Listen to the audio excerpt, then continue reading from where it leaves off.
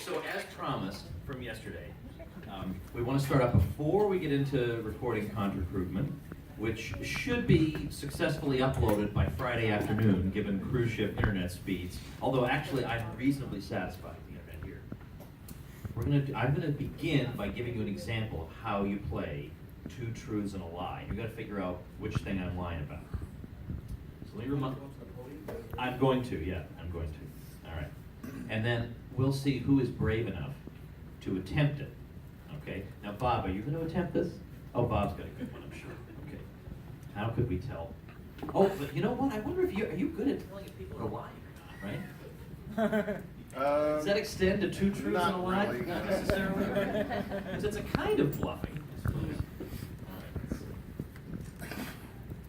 All right, here are my two truths and a lie. Let's see. He's lying. Okay. When I was 13 years old, the Secret Service came to my house because of issues related to computer hacking. In 2014, I was briefly, for 3 hours, detained at the U.S. Embassy in Spain, and I won my 6th grade spelling bee. All right, so we're going to do a show of hands.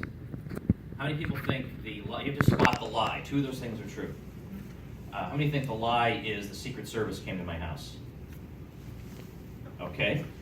How many people think my being detained in Spain is the lie? Okay. And how many think my winning the spelling bee is the lie? This guy can't spell his way out of a paper bag. Ain't no way. Well, I'm the world's champion of this game because the Spain one was the lie.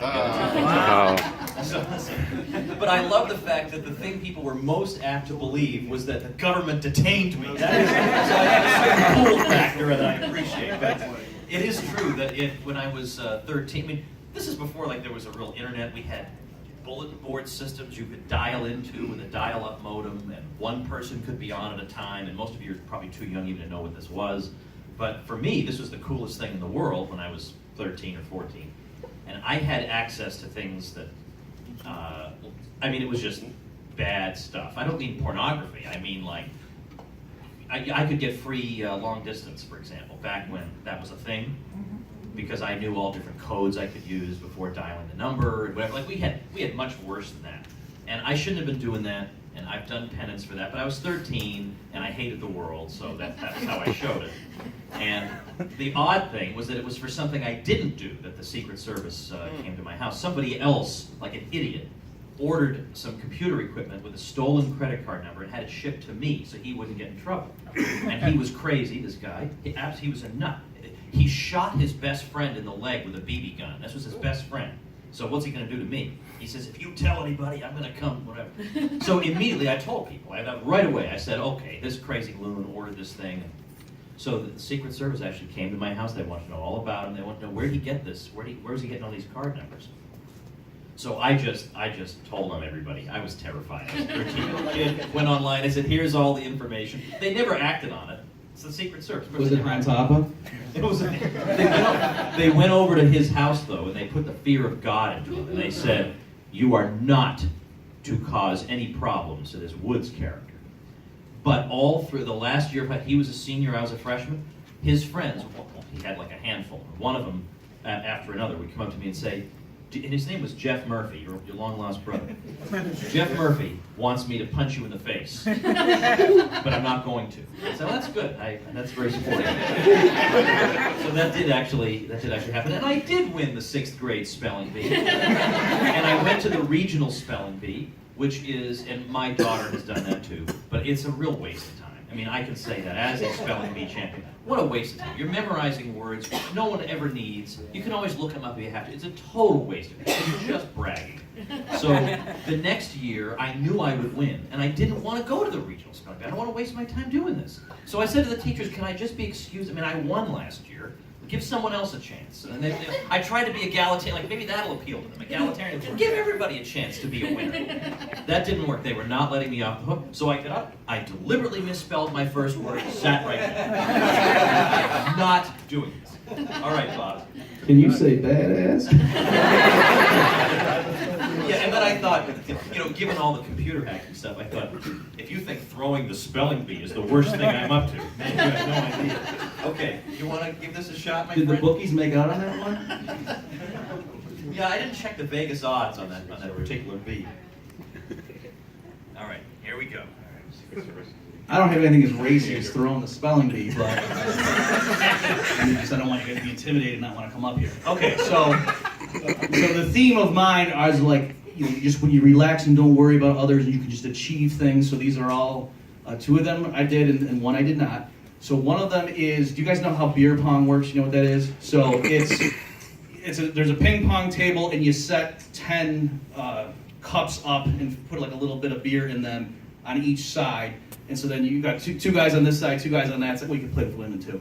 And you have a ping pong ball and you bounce once and then it's got to land in the cup. And if you do that, then the other team has to drink it. And then this is what you do in the beginning of economics conferences. No, we did this in college. Okay, so that's the game. And of course, the first team to knock out the other team's 10 cups wins. And then the next team comes up and it's, that's the deal. So I was playing one time. My partner was going first. So he bounced, missed. I went, got it in. Okay, great. He missed, I got it in. So I am not missing, right? Just boom. And so you think about it, as you keep getting more and more cups, it gets more difficult because now there's less surface area for you to be available. Got through by about the 7th in a row when I hadn't missed. Everyone at the frat party is just lined around. I wasn't part of a frat, by the way, but I would grace them with my presence. And so everyone's starting to gather around. So I hit the 8th in a row. And I was like, whoa! I hit the 9th in a row. So now everybody in the whole place is around. My partner on the 10th one didn't want to go. And I said, no, go ahead. So he missed. Boom, I hit it. Everyone goes, oh! And the place goes nuts. I hit 10 for 10. Okay, hang on. Okay. Now, the next one, my next claim, is that Tom is really good at chess. So if you don't know that, this story doesn't mean anything, but we were at Mises U. He would play kids and, he'd play like actual people who were ranked and whatever, and, that was the fun thing. And so I was like, Tom, I play chess, but I'm not good, and I was afraid to do it in front of everyone in case he just destroyed me. So we go, in his office. He goes, come on, let's just see. And he goes, I didn't want to. He said, I'll play down a knight. And so I go, okay. So we're playing, and I beat him. And he's like, okay, but Bob, I was playing down a knight. Let's play down a pawn. I beat him again. Right? And so he's like, okay, you're better than I thought, Bob. Let's play. So we play straight up. I beat him again. So he's pissed, right? Because this is like his baby. Obviously, I'm better than economics, and now this is one thing he had. Sorry, not obviously, but I do happen to be better. So he's mad. So now he's gonna crush me. Have you ever seen okay? So he's sighing and breathing heavily. So then I beat him again, and then at this point I pull a Seinfeld, like I choose not to play, and I just. So technically, I think I'm 4-0 against him in chess, even though I will admit to you, he could destroy me, but for whatever reason, he must have gotten rattled or whatever. But that day, I was in the zone, right? So I wasn't thinking about it. Third claim is I was playing paintball, all right? And so we're out in the woods, and we're going back and forth, and my team gets down, and so it's just me. So I forget how I knew that, but I did know that I was the only guy left on my team. It was down me and one other guy on their team. And so we're in the woods or whatever, and I'm pumped up, and I go up, and I didn't have a semi-automatic one. I had like a regular one. We had like the little CO2 cartridges. And so I'm shooting it. If you've ever played paintball, you know when you're running low, like your things are, and it's like you can just tell, uh-oh, I got to change CO2 cartridges. But that takes, 10 seconds, well not, 8 seconds, let's say. So what I did is I went up behind a big, wide tree, and my plan was I reached around, so there's a huge tree, and the guy's over there somewhere, I know he's within 20 yards, and I just reach around to fire a shot just to keep him back while like this. So I reach around, fire, and I'm changing because you got me. I hit him right there. Okay, so which of those claims is, so how do I do it? I pull them. So the first one, who thinks I didn't go 10 for 10 on beer pong? Okay? Who thinks these are all the beer pong players? Right. Who thinks I didn't beat Tom 4-0 in chess? Okay, who thinks I didn't hit the guy right between the eyes? Tom destroys me in chess every time I play.